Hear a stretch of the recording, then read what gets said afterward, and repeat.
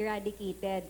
So eradicated, it's such a big word. So isn't it too ambitious nga by 2040, wala na gid man sang imol, wala na gid man sang mga magutom?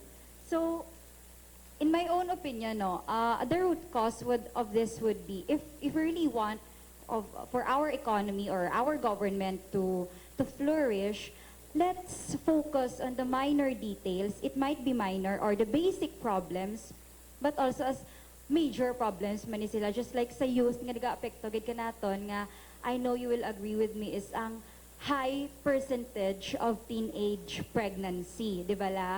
So, one of the articles that I read last night stated nga sa isa ka survey, sa isa ka study within sa countries around Southeast Asia, ang Philippines ang may pinaka taas nga increase sang percentage sang young mothers in the past 10 to 20 years. So it's very alarming. So ano ni sa, we must focus first on education. Because it's a cycle. Teenage pregnancy is not just a personal problem. It's not just a family problem, but it is a community problem. Because first and foremost, poverty and hunger is caused by high population. Anong nagka-cause ng high population? Unwanted births, di ba la? From us nga youth.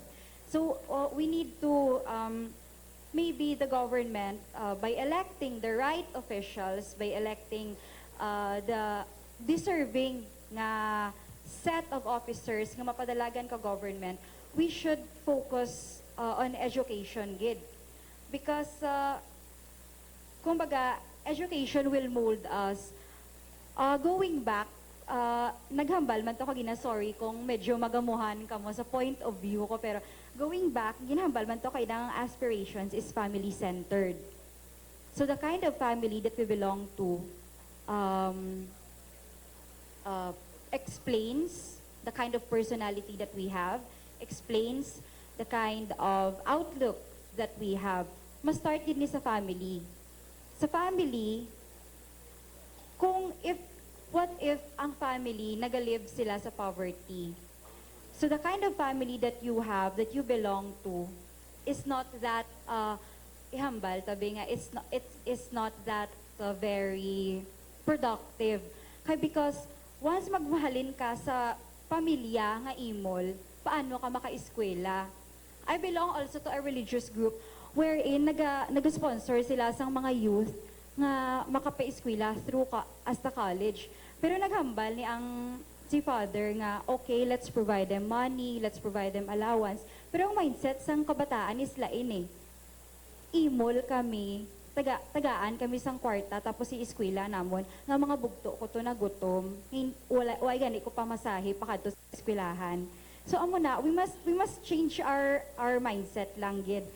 And then sa education, it's very important man nga since the percentage of teenage pregnancy is very high. I think manaan ko man nga nagahulag ang Department of Education when it comes to sexual education. And also the social media. Social media is a very big influence right now. Teenagers do the things that they see sa social media para lang kunabi uso, para magsunod sa not knowing na ang mindset nila is gina-divert into a different perspective. So, amo lang na, ang akon lang is, in order for us to attain the economy that we are dreaming of years from now, we must focus first on the very root cause of poverty and hunger, which is the #1 problem of this nation, especially nga we are a third world country. So with the right education, with the right mindset, and of course with the determination sang administrations man, because this will be 25 years, so how many administrations will ang maagi pa sa amo ni nga program. So it's very important gid. So I guess wala na. Thank you. Much our panel of discussants, no? Ms. Tumulto, Dr. Palma, Dr. Bless, and Sir Palmares, no? Those insights, I believe, actually contributed to the inputs given to us by our presenters, Daneda. And I believe you have also insights to share and also some questions I think that you want to be clarified with, especially with regard to our presenters. You know, it seems that we are right now and the NEDA, and I think many of us would like to paint a good picture of the country by 2040. No? I could imagine myself by that time I would be 69 years old, no? 69, though it's still a good number. Uh, yeah, nonetheless, no? At any case, of course, it's 11:38, and after this we'll have a lunch break. Lunch break ba? Or we have a press conference? Yeah, dito, no? So we have around 20 minutes or so for this open forum. First, let's have some, of course, I would like to thank the participants also for their patience, no? Very intent listening a while ago, no? As our presenters went along with their presentation. So for our ground rules, very simple. Please, if you want to ask a question, please state your name, of course, your affiliation, and your organization, of course, no? And you can proceed with your main question and one follow-up question. Okay? Is it okay for everyone? So that we can maximize the interaction coming from the participants. And please address your question to our panelists whom you want to respond to your question. So who's going to shoot the first question? Sir, we have a microphone there. Ikaw pila 69 pag 2040, ako 80. Sige sir, good luck. Sige, ngayong agagit sir no, sa tanan. Siguro i-open ko yung akon nga not hindi pagani nga pamangkot yun no. Maka-interact lang ako sa generally sa mga statements. I would begin it with a 30-second story. Ara ako sa jeep, gasakay kay ti, ga-commute ako ya permi. By the way, Your name, sir? I am representing the Iloilo City Urban Poor Federation. Community leader ako. Nagdako ako pigado nadimulis kami tatay ko barbiro, nanay ko. Nagpadako sa akong gunting kag labaha na. Okay. Anyway, amo to na siling ko kay ako yung commute sakay sa jeep. Puno ang jeep. May isa ka, may edad-edad na. Siling niya. Baw, siling niya. Tigado na gidya subong. Kumparasang una. Siling niya, no? Which, to me, ang ga-create siya, talking about the mindset, no? Ga-create siya sa mga pasayro, sansina nga mindset, no? Nga may second demotion pa. Nya ba huuman? Pigado na gid subong. That na hindi ko pwede palampason ina. Hindi ko pwede kay may advocacy man kami. Personally ako may advocacy ako, no? Ginpaliwat ko sa medyo may edad. Singunang ano to gani mo ginambal, pigado na gidya subong kumpara sang una.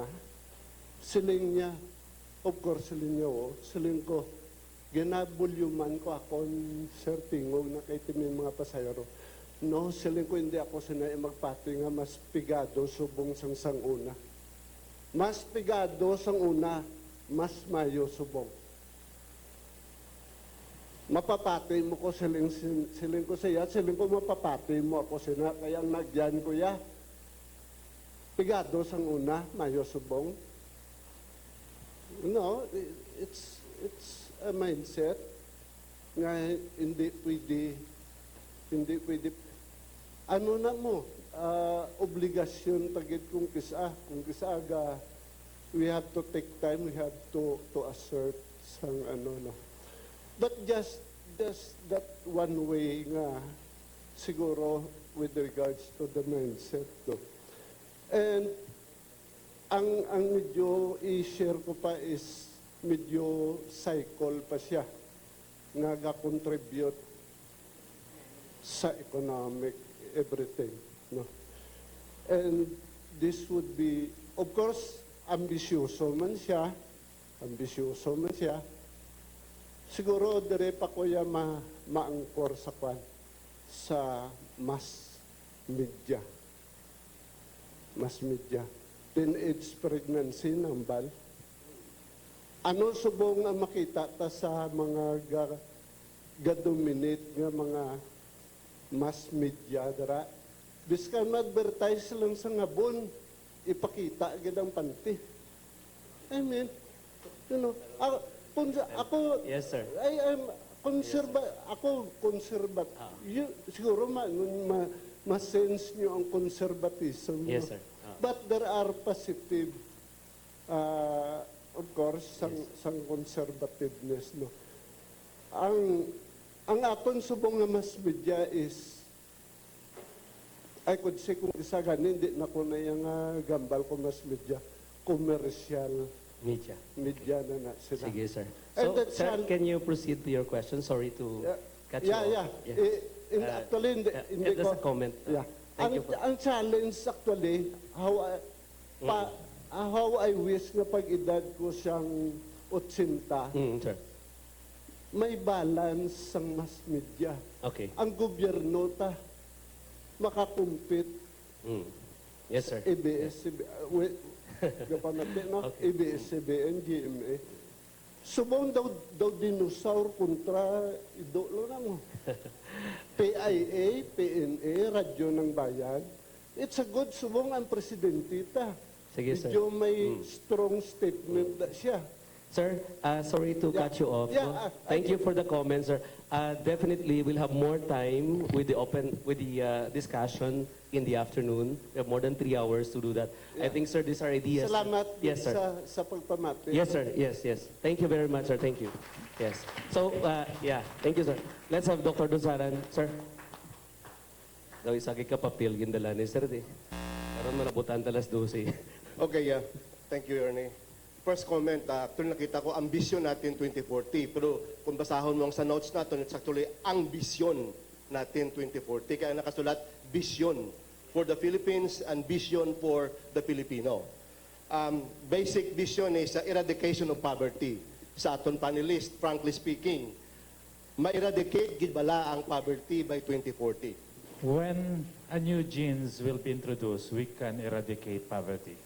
A new genes means an infusion of new theory. If we will go back to the old or traditional way, I believe we can hit and we can achieve this program. Remember, the backdrop here, ang vision natin, na-separate siya ang AM, na-separate ang vision, na-separate ang atin. Anong ibig sabihin? Anong buot silingon sang AM? Ako mismo. This is my interpretation to the backdrop we have. Ako mismo. So, it will be you personally. Vision, the goal. Natin, it's a corporate. It's the governance.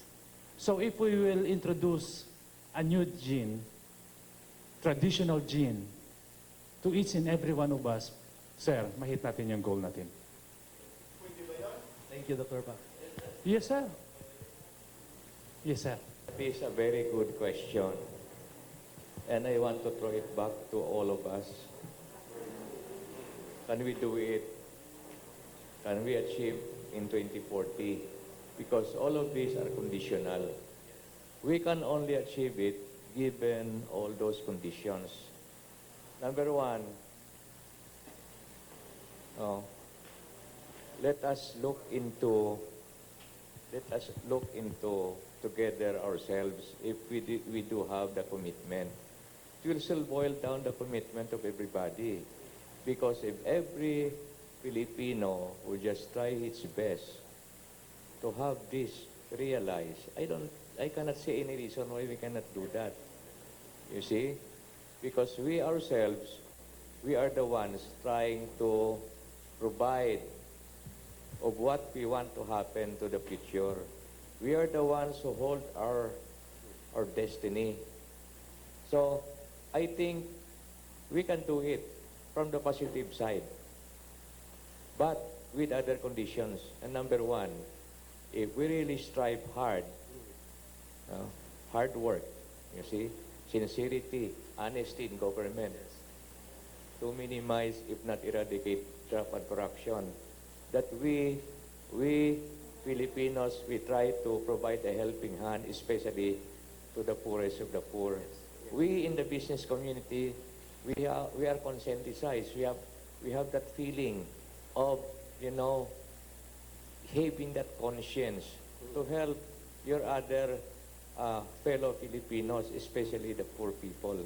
And so with government, we have to have a government which is more efficient, which is more effective, and to have economical in its operations. Hindi nga masyado kagastong kasi pang gobyerno. You see? And other conditions, we have to be organized together. We can have a movement for national development headed by our president. We have a good president now. We have tried to really improve the peace and order situation, which is very essential for a growing economy. Ara na siya mga sets of conditions. We are going forward. All of these are going into the more favorable side of the picture. And so, why not? Can we not do it? Okay. Thank you, sir. Ang mga reforms, okay lang na siya, no? If you look into the economic picture now, I will cite what former Secretary General of NEDA, Gerardo Secat, said. According to Secat, a bright side of the current Duterte's government is that the economic program is moving well with quick action. The Congress and Senate of the Philippines are towards for the government's legislative program. The most important points at the program are already in Congress, that is almost 80 to 90% approved. The budget now is in Congress, and so we are in the process of implementing the tax reform program of the national government. And this is the most comprehensive package in recent memory. The macroeconomic fundamentals have not changed much from last year and continue to be favorable. The world's major economic blocks are still troubled by the same conditions, but according to CCAT, we are still growing. The economy is doing well. Statistics in the manufacturing sector grows on record, no? And more of that. So, given these favorable conditions, it is a big challenge to each and everyone, to all Filipinos here in the country and abroad, to see to it that we will be realizing our ambition for the year 2040. And I, for one, would like to volunteer to initiate the movement to see to it that this ambition natin will be fully realized in 2040. Yes. Thank you, sir. Thank you. Ma'am, yes, and then, yeah. Ma'am, please. Mayod to sa tanan. Makomentar lang ako. I want to share. I hope nga specific. Ma'am, please state your name, please, and your I organization. am Mrs. Marilu Baculna. I'm from the University of Antique. Welcome, ma'am, to CPU. And matugro lang ko ka specific nga comment nga I do not know kung pwede dyan makonsider kaneda. Pag lantaw ko kaina ka data, kalabanan kang Filipinos would like to live in a small house with a big lot. And many of them want to work in the cities, but they want to return to the rural area where they live. Right.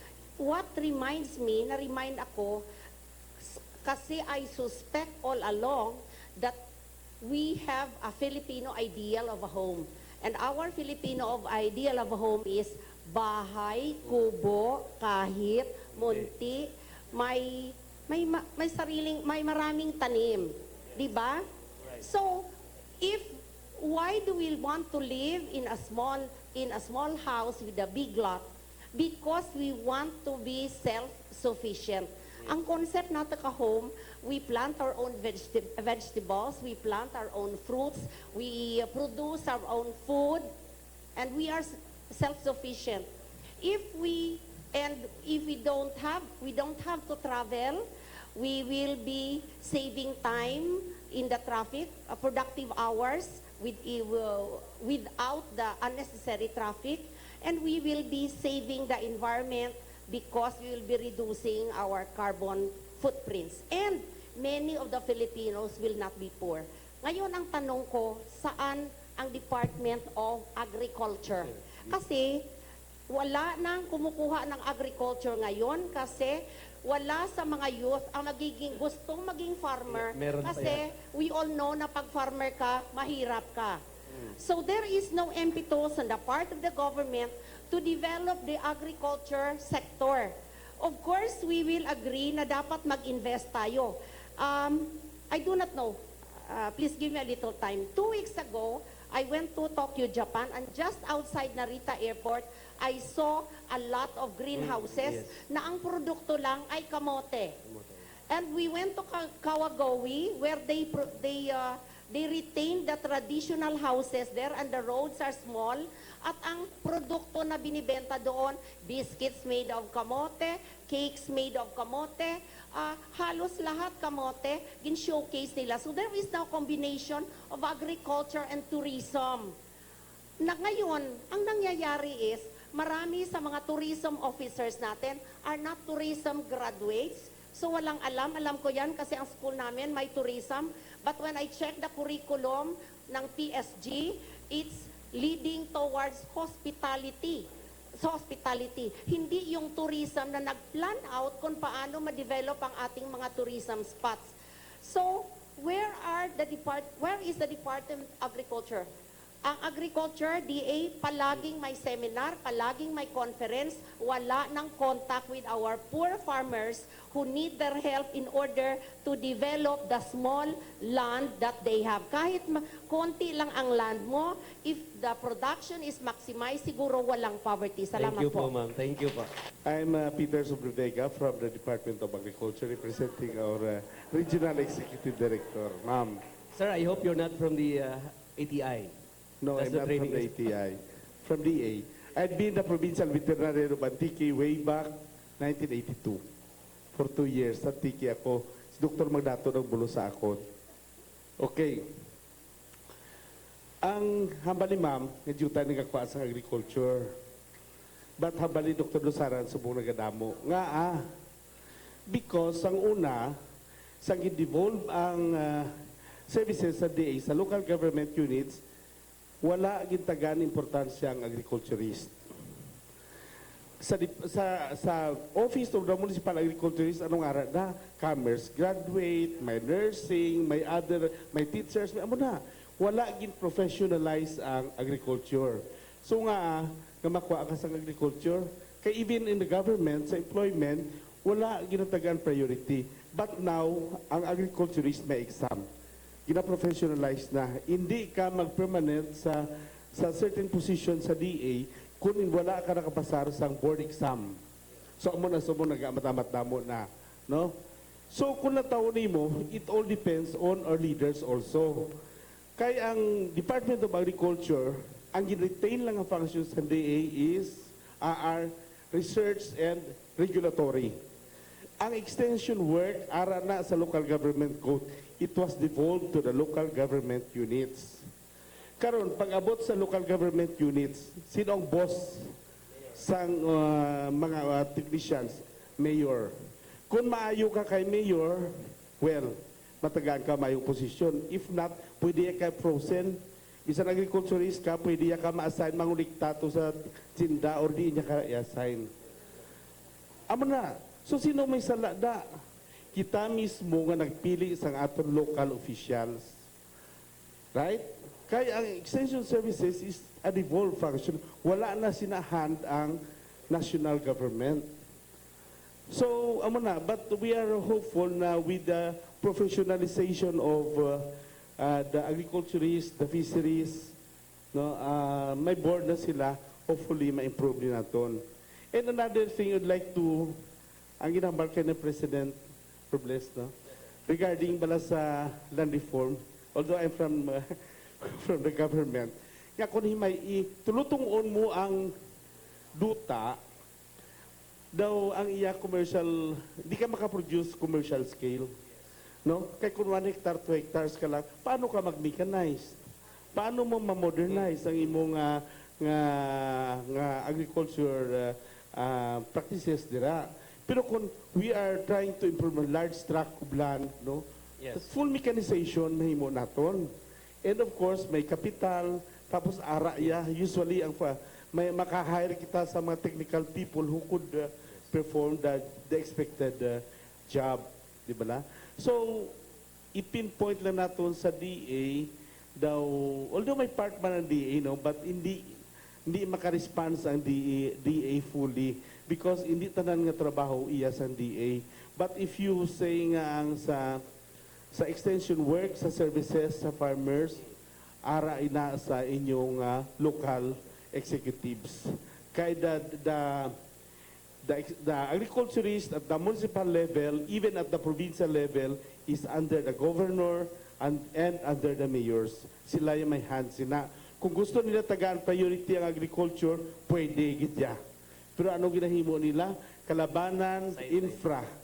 Kaya mabutangan through the efforts of may pagkani basketball Visible. board. Pero ang Visible. agriculture Right. minor ang Yes. ginhatag na support. Thank you, sir. Thank you, sir. Yeah, thank you. Yeah, well, of course, I just like to make a very, very brief comment on that. No, that is correct. No? If you look at the three sectors of the economy, the agriculture is the smallest sector, and is the sector that has that percentage in the economy or contribution has dwindled in more than 50 years. No, from 27 to 28 to now, I think it stands at 16% of our economy. Now, the largest remains to be what? Of course, the services sector. Yeah, I think these are correctly pointed out. No, lack of support services. But I think for our panelists, no, I would like to throw the question. You may answer it now or later. But are we really following the right model, or whose model are we following?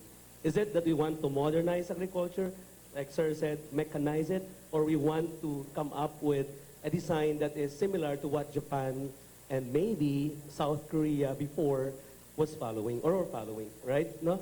Yeah, there's always the downside of every model there, right? Anyway, for our two students, we have, how many? 2 minutes. No? Yeah, Tam, you want to throw the last question, or any one of you there? I'm Tom Aranya, Tom Joshua. I'm a student. My question is morely directed to Mr. Palmares because I like where he's coming from. The Chamber of Commerce. He did say about Chaos Our Goal of 2040. He did say about he had projects or programs sa ila sa chambers, mga plans nila. I was wondering if you could give like one example para ma-clarify lang. And maybe aside from the examples in your programs, maybe you have, I don't know if you guys have maybe pending or maybe is there a way that you would want to influence policy in government and what would be the nature of that policy? Thank you for that question. Actually, the Philippine Chamber of Commerce of Iloilo is the only chamber in the whole country that has a strategic plan. And the strategic plan, I think, is in line with what we are talking today. The chamber's legacy or advocacy is to be the voice of business and to represent the trade and industry sector, to support the efforts of the national government, the regional development council, and it is now collaborating with almost all agencies of government. We have an accreditation with the Department of Agriculture, with the Department of Environment and Natural Resources. We strongly collaborate with the Department of Labor and Employment to see to it that we can help hire more people who are unemployed. We also collaborate with the Department of Tourism, and we have facilitated through TESA no less than almost 400 million pesos for the whole region for high-impact tourism projects that will have an impact or effect in investment tourism in the region. We have been collaborating with USAID for Project Swords, for climate change adaptation. We have been collaborating with the provincial government of Iloilo, and we are a member of the Economic Development Committee, and so with the Regional Development Council. Our president is the vice chairman of the Economic Development Committee of NEDA. So what I'm saying is all of this, we will have some policy studies and policy science approaches to see to it that we could be, in our own small way, contribute to the total development of the region and the country. So the Chamber of Commerce now is aiming to have more members in every nook and cranny in Region 6. So we organize now the Philippine Chamber of Commerce and Industry, you'll say in PCCI. We organize in Lambunao. They have a very strong Chamber of Commerce and Industry incorporated in Lambunao. We organize in Miagao. We are organizing, and later on they will have an accreditation in the SEC at Pasig City. We will be reactivating Chamber of Commerce in Santa Barbara, in Cabatuan, all of this. So meaning we will try to see to it that this chamber will be dynamic enough to be the voice of business and industry in Region 6. Now, what are our other goals? We see to it that you and me and everyone who wanted to be entrepreneurs would be integrating with our society, because we believe that this country economically will improve if we will have more entrepreneurs and we will have more successful. Sir, just one interrupting question, sir. No? How does the PCCI interact with one of the largest farmer groups in, I think, in the province? It's P4MP, if I'm not mistaken.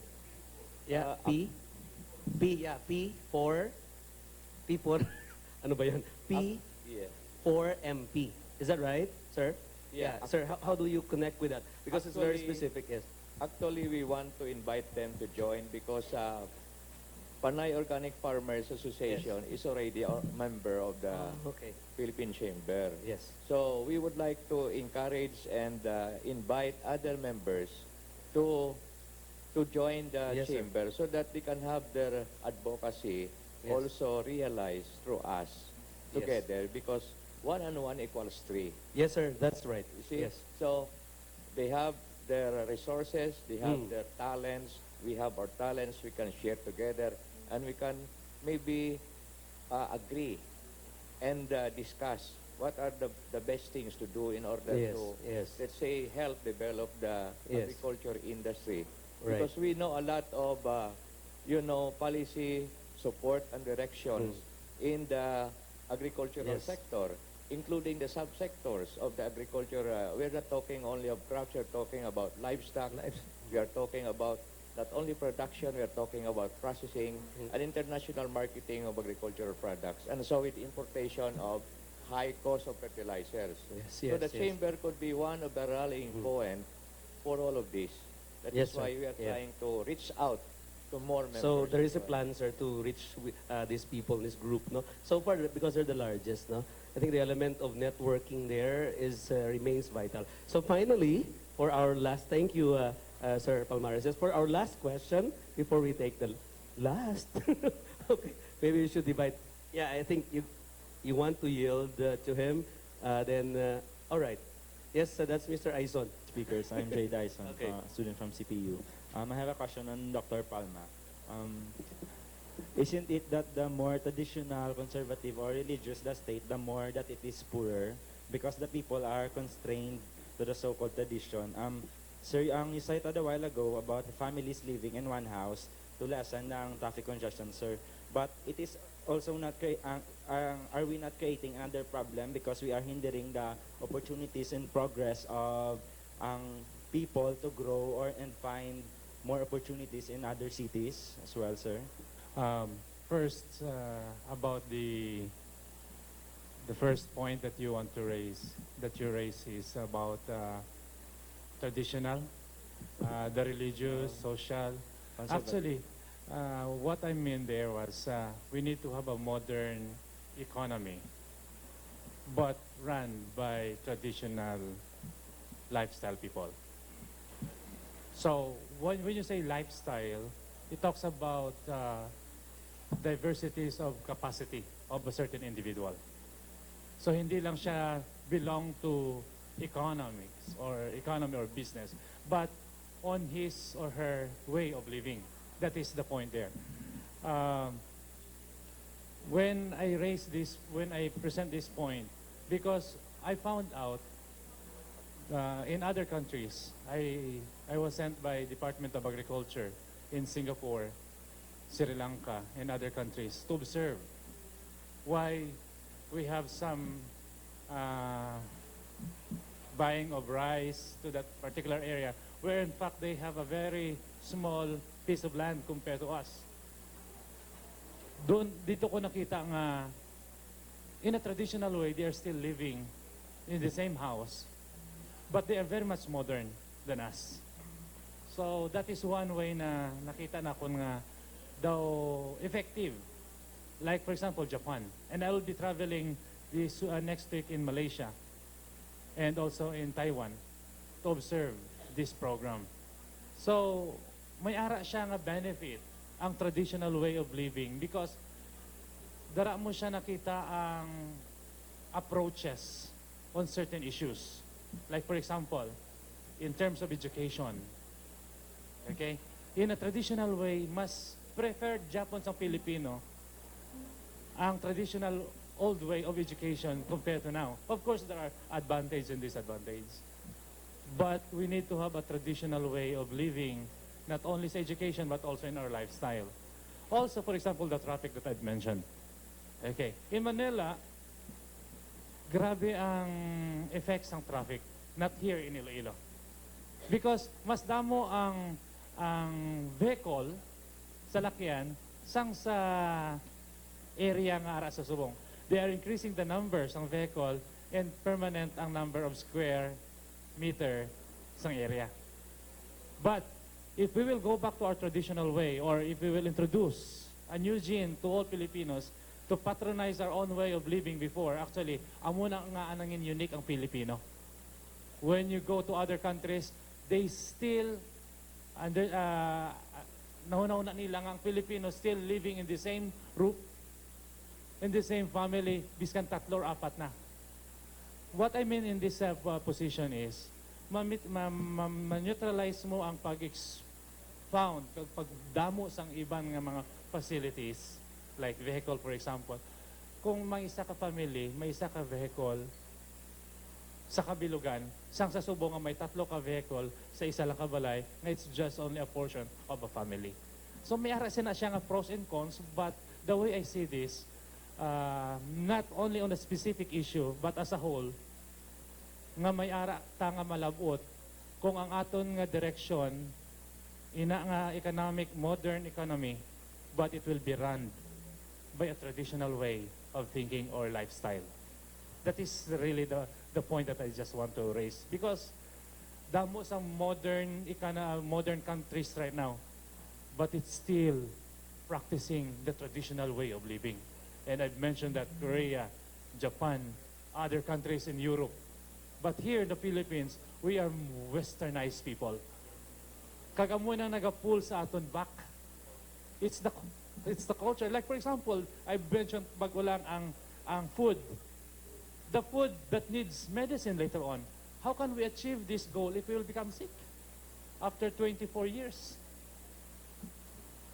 But kung ang Pilipino nagapatronize ang native food like saging, kasaba, you're helping the agriculture sector and it will become healthier sa imo nga nagakonsume. And that food doesn't need medicine at all. And it will help you to attain your goal after 2040. Well said, Dr. Palma. Thank you. No? Yeah, I think that's the most popular saying among Japanese. You are actually alluding to them. No, they come from a rich country, but they live like poor people. In fact, very, very thrifty people. No? So thank you very much. First, I would like to acknowledge our speakers. Of course, let's give them a round of applause for the animated exchange. No? And also to you guys, no, for the wonderful ideas. I know that we don't have enough time. But of course, there will be a group discussion this afternoon, which you can, wherein you can, elaborate further in your point. I would like to call on Ma'am Lenny, Dr. Lenny Mucho, to give our our discussants, their certificate, of course, for their time, their ideas and insights, and their presence this morning. Now the certificate reads, I would like to read this is for all our speakers. The National Economic Development Authority, Central Philippine University, and Knowledge for Development Community awards this certificate of appreciation to Mr.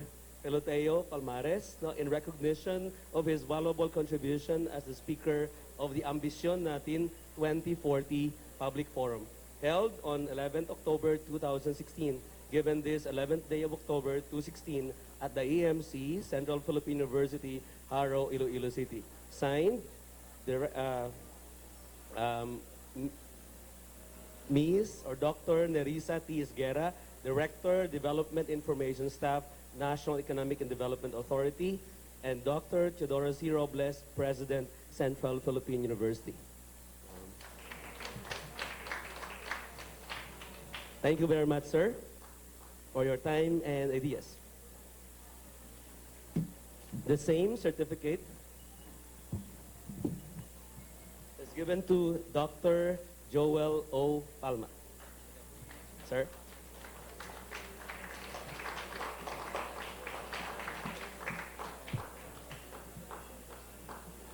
Picture. Thank you very much, sir. And finally, for our young representative from the youth sector, Ms. Liana, that's correct, right? C. Tumolto. Thank you, Lian, for your time and participation. Yeah. And would like to request also our speakers.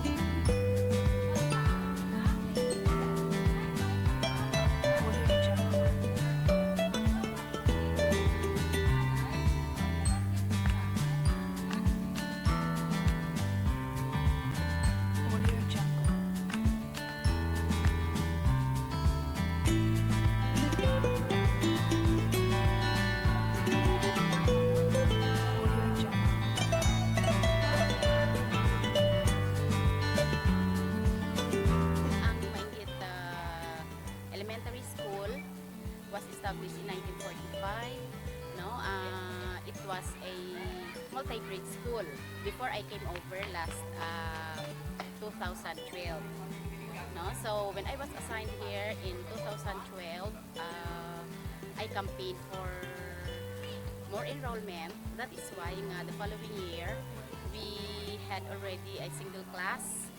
So there were already 4 teachers, and then we applied to the division office regarding the opening of the grade 5 and grade 6 last year. So we had our first closing exercises as complete elementary last March 30, 2016.